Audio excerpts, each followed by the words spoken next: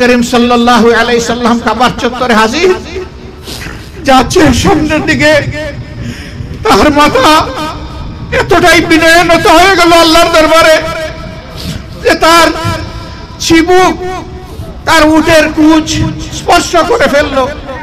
সমস্ত দাড়ি আল্লাহর শুকরিয়া আদায় করতে করতে তার চোখের পানিতে ভিজে গেল। হাজির হয়ে জিজ্ঞেস করলেন, হে লোক সকল, তোমরা যারা আমার বোন সুমাইয়াকে হত্যা করেছিলে,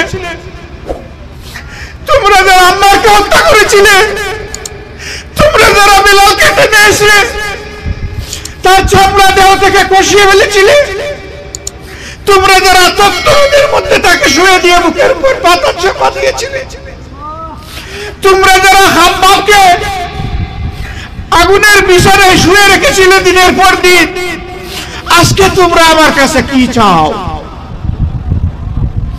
তারা বলেছিল, আপনি আমাদের উত্তম ভাতিজা, আপনি আমাদের উত্তম ভাই। তিনি বলেছিলেন, এই কথা দুটির উপহার হিসাবে আজ মাবুদের হারামের ভিতরে যারা আশ্রয় নেবে তাদের সকলের জান মাল ইজ্জত সম্পূর্ণ নিরাপদ। আজকে এক সময়ের দুর্দর্শ শত্রু আবু সুফিয়ানের বাড়ির সীমানার ভিতরে যারা আশ্রয় নেবে তাদেরও জান মাল এবং ইজ্জত সম্পূর্ণ নিরাপদ। তবে 10 জন লোককে যেখানে পাওয়া যাবে তাদেরকে হত্যা করতে হবে। এ কারণে নয় যে তারা আল্লাহ এবং আল্লাহ রসুলকে গালি দিয়েছে, বরঞ্চ এ কারণে যে তারা ছিল হত্যাকারী। মৃত্যুদণ্ড হলো হত্যার সঠিক রায়, সঠিক বিচার। ওই রায় তাদের উপরে কায়েম করা হবে। তাও অনেকে ভয়ে পালিয়ে গেল। আবু জেহেলের সন্তান ইকরামা কাফের ছিলেন, তিনি জান বাঁচানোর জন্য ইয়ামানে পালিয়ে গেলেন। তার স্ত্রী এগিয়ে এসে বায়াত কবুল করলেন, ঈমান কবুল করলেন। কেঁদে কেঁদে বললেন, হে আল্লাহর রাসূল, আল্লাহর এক বান্দির একটা আবেদন আপনি কি মঞ্জুর করবেন? তিনি বললেন, বলো, তুমি কি বলতে চাও? বলে যে আমি তো আপনার কাছে আল্লাহ তাআলার পক্ষ থেকে আমার স্বামীর প্রাণ ভিক্ষা চাচ্ছি। মায়ের জাতিকে সম্মান করে বললেন, যাও, তাকেও নিরাপত্তা দেওয়া হলো। যাও, তুমি তাকে নিয়ে এসো। ইয়েমেনে গিয়ে স্বামীকে নিয়ে আসলেন। আল্লাহ তাআলা তার জীবন পাল্টে দিলেন। তিনি কাতেবে ওহী হয়ে গেলেন, হাদিসের রাবি হয়ে গেলেন, যুদ্ধের ময়দানে সেনাপতি হয়ে গেলেন, হাতে পতাকা নিয়ে যুদ্ধ করতে করতে শহীদ হয়ে গেলেন। আরেকজন আবু সুফিয়ানের দুর্দর্শ স্ত্রী হিন্দা, যে উহুদের ময়দানে আল্লাহর রাসূলের কলিজার টুকরা চাচা, যিনি উহুদ যুদ্ধে সেকেন্ড ইন কমান্ড ছিলেন, সেই হযরতে হামজা রাদিয়াল্লাহু তাআলা আনহুর শাহাদাতের পর বুক চিরে নিষ্ঠুর হাত দিয়ে কলিজা টেনে বের করে ছিপিয়ে খেয়েছিল। সে চিন্তা করলো, সবাইকে ক্ষমা করলে মুহাম্মদ আমাকে ক্ষমা করবেন না সাল্লাল্লাহু আলাইহি ওয়াসাল্লাম। তাকে লোকেরা ধরে ধরে আল্লাহ রাসূলের সামনে নিয়ে গেল। সে বিশ্বাস করতে পারছে না তাকে আল্লাহ রাসূল ক্ষমা করবেন। লোকেরা বললেন, হে আল্লাহ রাসূল, তার অপরাধের কারণে সে বিশ্বাস করে না যে আপনি তাকে ক্ষমা করবেন। আপনি কি রাহমাতুল লিল আলামিন, তাকে আপনি কি ক্ষমা করে দিবেন? তিনি বললেন, হে হিন্দা, তোমাকেও ক্ষমা করে দিলাম। এবার বায়াত নেবে। আল্লাহ রাসূল একটা কথা বললেন যে, বলো, চুরি করব না। বলে যে, আমি কিন্তু আবু সুফিয়ান খুবই কৃপণ, তার দন মাল মাঝে মাঝে আমি গোপনে খরচ করে ফেরি, এটা কি চুরির পর্যায়ে পড়বে? কয় না, পড়বে না। এরপরে বললেন যে, সন্তান হত্যা করবে না। বলে যে, হ্যাঁ, সন্তান বড় কষ্টে লালন করেছিলাম, তুমি বদর যুদ্ধে আমার 2টা সন্তানকে খতম করে দিয়েছো। আল্লাহ রাসূল হাসলেন। কত দুর্দর্শ এই মহিলা, আল্লাহ রাসূলের কথার উপর কথা বলছে। এক ধরনের বলতে হবে তলোয়ারের উপর দাঁড়িয়ে কথা বলছে। আল্লাহ রাসূল হাসলেন আর ধৈর্য ধরে তাকে বায়াত কমপ্লিট করলেন। তিনি মুমিনা হয়ে গেলেন। আল্লাহু আকবার। এক কঠিন যুদ্ধে এই মহিলা, সাহাবীদের পা থরথর করে কাঁপছে শত্রু সেনাদের আঘাতে। তারা পিছনের দিকে একটু ফিরে তাকিয়েছেন পিছনে যাওয়ার জন্য। দুই ডানা মেলেই বাঘিনী চিৎকার দিয়ে বলল, আল্লাহর কসম, কোন মুমিন যুদ্ধের ময়দানে পালিয়ে যেতে পারে না, আমি কাউকে পালিয়ে যেতে দেব না। সাহাবীরা আবার ঘুরে দাঁড়ালেন এবং সেই যুদ্ধে আল্লাহ তাআলা তাদের হাতে বিজয় দান করলেন। এটি ইসলাম, এটি আমাদের পথ। এই জন্য আইন হাতে তুলে নিয়ে শত্রুকে আমরা আঘাত করব না ইনশাআল্লাহ। কিন্তু আমি ব্যক্তি, এমনকি জামাতে ইসলামের আমির হিসাবেও জামাতে ইসলামী এবং তার বিভিন্ন প্রতিষ্ঠানের সংগঠনের সহযোগী সংগঠনের নেতা কর্মীরা যারা ক্ষতিগ্রস্ত হয়েছেন, শহীদ হয়েছেন, আহত হয়েছেন, যাদের রিজেকের উপর আঘাত দেওয়া হয়েছে, সম্মানের উপর আঘাত দেওয়া হয়েছে, রিমান্ডে নিয়ে কষ্ট দেওয়া হয়েছে, যাদেরকে পঙ্গু করা হয়েছে, তাদের পক্ষ থেকে ক্ষমা করার কোনো দায়িত্ব এবং অধিকার আমার নেই। এই ক্ষতিগ্রস্ত ব্যক্তি কিংবা তার পরিবার যদি তারা কোনো বিচার চায়, যেটা তাদের অধিকার, জামাতে ইসলামের দায়িত্ব হবে তাদেরকে সর্বাত্মক সহযোগিতা করা। শুধু তাই নয়, আমাদের সংগঠন নয়, বাংলাদেশের যে কোনো মজলুম নাগরিক যদি আদালতে ন্যায় বিচারের জন্য তারা নিজেকে পেশ করে, আমরা তাদেরকেও সর্বাত্মক সহযোগিতা করব ইনশাআল্লাহ। বিচার পাওয়ার অধিকার মানুষের রয়েছে।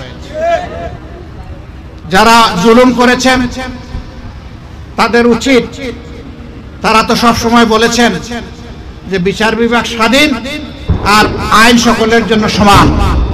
এখন এই সমান আইনটা আপনাদেরও একটু দেখা দরকার। আর সেই বিচার বিভাগের স্বাধীন রায় আপনাদের মেনে নেওয়া দরকার। তাতে যার যেখানে পোস্টিং হবে তাকে সেখানে যেতে হবে। খুনের দায়ে যিনি অভিযুক্ত হবেন, যদি তার ফাঁসি হয় তাকে ফাঁসি বরণ করে নিতে হবে। আমাদের নেতৃবৃন্দকে আল্লাহ তাআলা কবুল করেছেন। শুকর মাবুদের, শুকর মাবুদের। শহীদ আমির জামাত সন্তানকে জিজ্ঞেস করছেন, বাবা ফাঁসির মঞ্চে কি ধরনের ড্রেস পরে যাব বলো তো? আল্লাহু আকবার। কতটা প্রশান্ত আত্মা হলে, কলবে সালিম হলে, নফসে মুতমাইন্না হলে এই ধরনের কথা মৃত্যুর মুখোমুখি দাঁড়িয়ে বলা যায়। হাসি মুখে গিয়েছেন, ফাঁসি বরণ করেছেন, কোনো আফসোস নেই। আমরা আল্লাহ শুকরিয়া আদায় করি। আল্লাহ তুমি সাক্ষী থাকো, আমরা শুধু নই, এই জাতির তারাই ছিলেন শ্রেষ্ঠ সন্তান। আমাদের বাগানের শ্রেষ্ঠ গোলাপগুলাকে তুমি শহীদ হিসাবে কবুল করো মাবুদ। আর তাদের ওই গোলাপি রক্তের রং দিয়ে বাংলাদেশকে তুমি পাক সাফ করে দাও। সম্মানিত ভাই ও বোনেরা, এই দেশ আমাদের দেশ। আমরা দেশ এবং জাতিকে ভালোবাসি, প্রত্যেকটা নাগরিককে ভালোবাসি। আমরা কিন্তু দল ধর্মে এই দেশকে আর বিভক্ত দেখতে চাই না। যারা দেশের ভালো চায় না, তারাই কেবল জাতিকে বিভক্ত করে দুঃশাসন চালাতে চায়।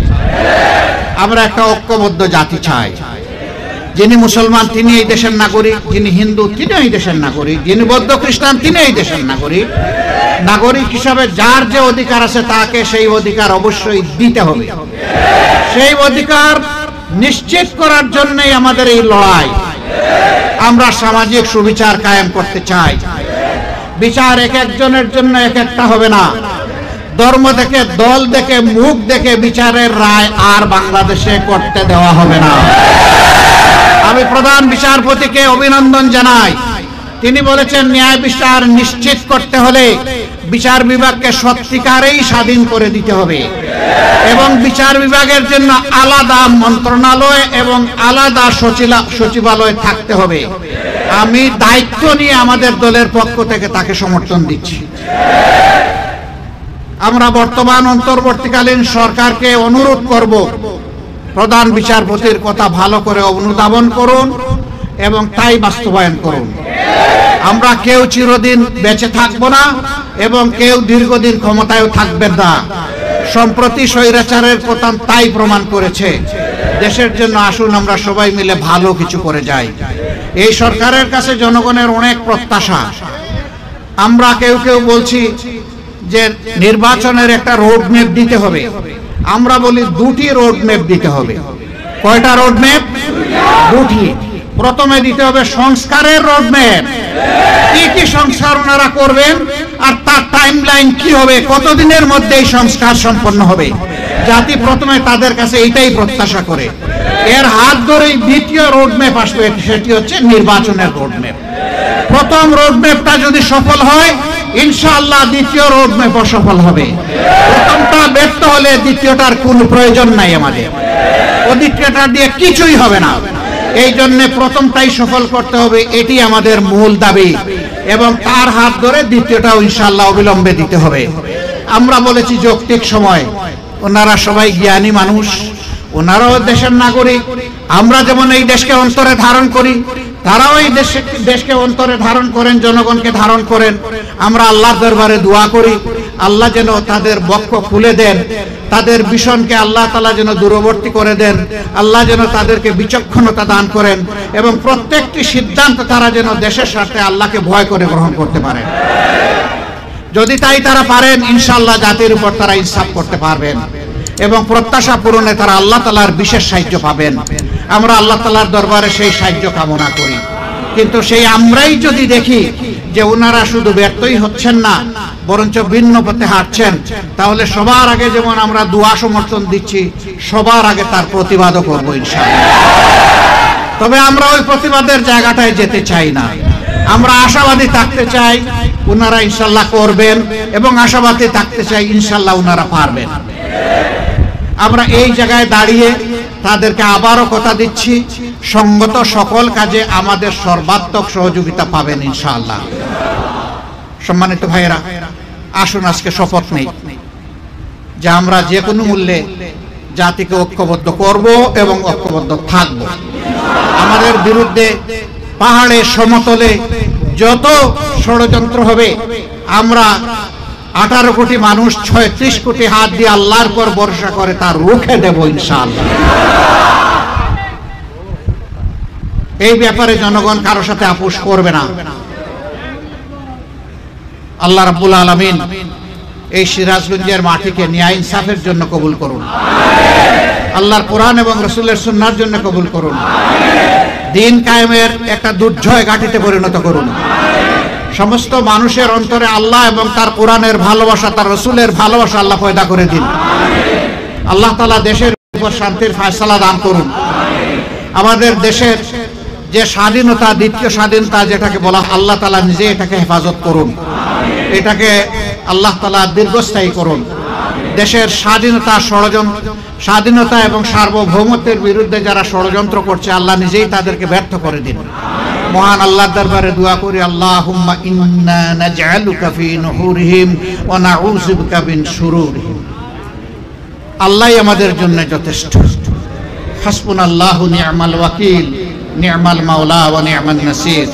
আরেকবার আল্লাহর দরবারে বাংলাদেশের জনগণ আজকে স্বস্তির নিঃশ্বাস ফেলতে পেরেছে।